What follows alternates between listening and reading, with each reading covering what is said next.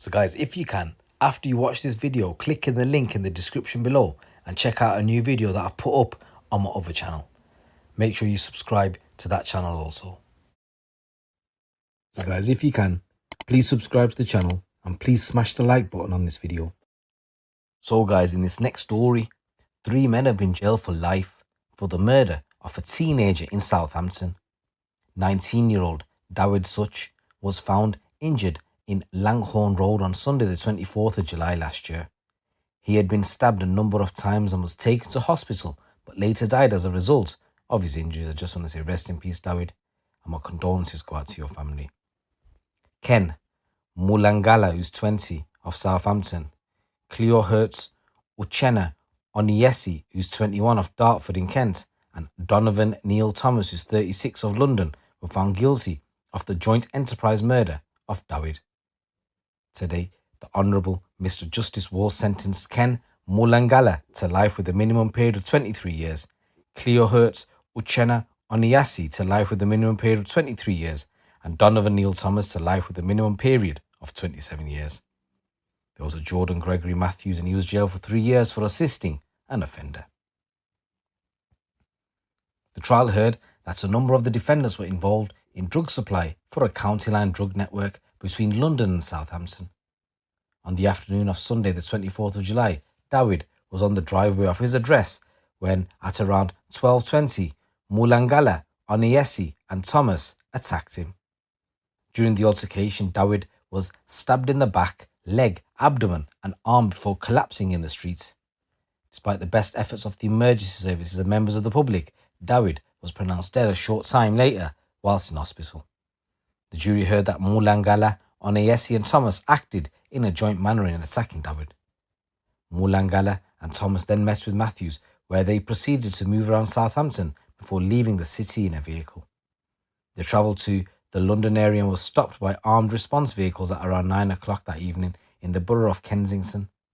Onyeasi was arrested approximately a month later at his home address in Dartford. So an eyewitness has stated during the trial that he heard a male voice shout the order, get him, before the murder of Dawid.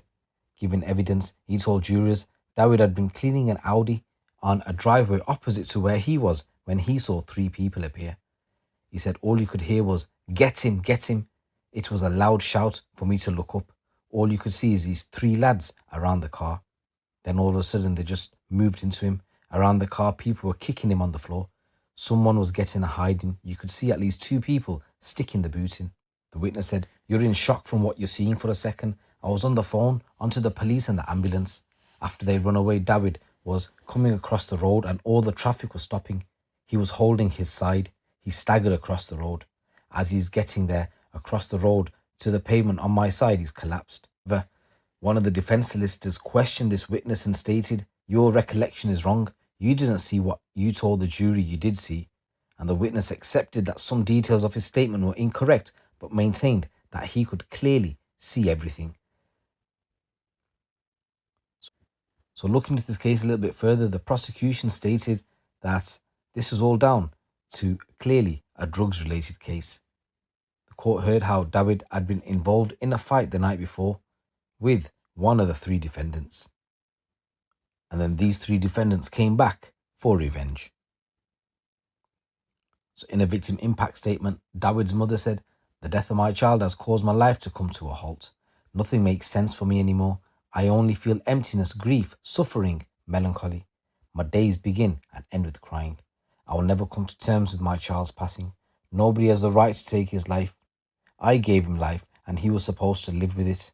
Nobody knows how much it hurts to walk past Dawid's empty room and bed when I know that just recently he was with us enjoying his life. Detective Chief Inspector Rod Kenny, who led the investigation, said, at the time of the attack, Dawid Such was just 19 years old and his death is a senseless tragedy. Our thoughts remain with his friends and family. Those found responsible for killing Dawid acted in a coordinated and pre-planned manner where they gave no regard for him or those who now live with their lives without him.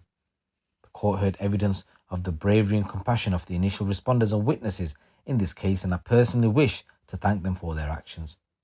I also wish to praise the professionalism and commitment of our major crime investigation team and colleagues at the CPS in securing justice for Dawid and his family.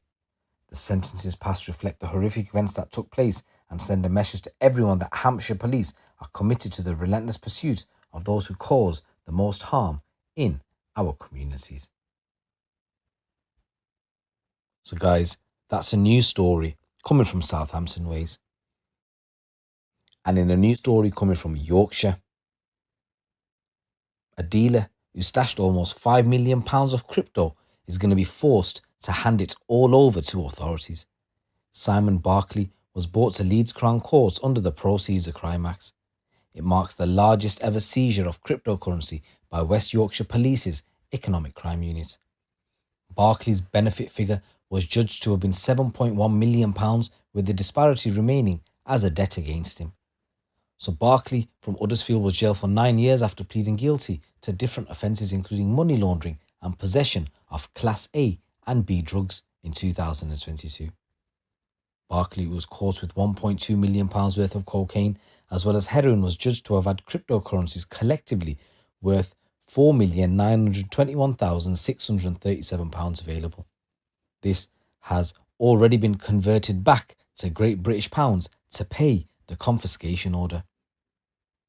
Wow. Aside from the confiscation, Barkley was also made subject of a 5-year serious crime prevention order at the hearing, and the order will begin on his release from prison. Detective Inspector Lee Towney, head of the Force's Economic Crime Unit, said, "This confiscation is the largest cryptocurrency seizure to date by West Yorkshire Police. This very large seizure makes plain that no matter how criminals try to conceal their ill-gotten gains, we have the specialist investigators in West Yorkshire to deal with it."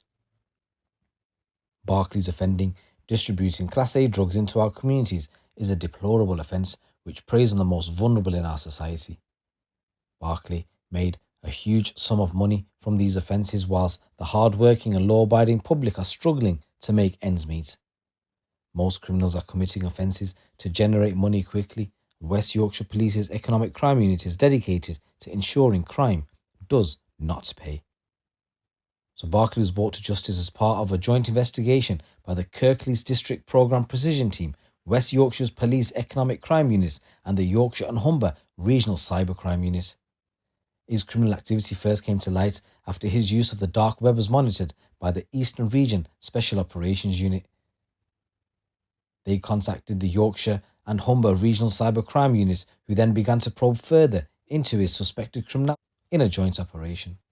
He was monitored making regular drops to local post offices from addresses linked to him and was arrested in November 2021. A subsequent search of his properties and computer equipment led officers to recover the drugs and crypto.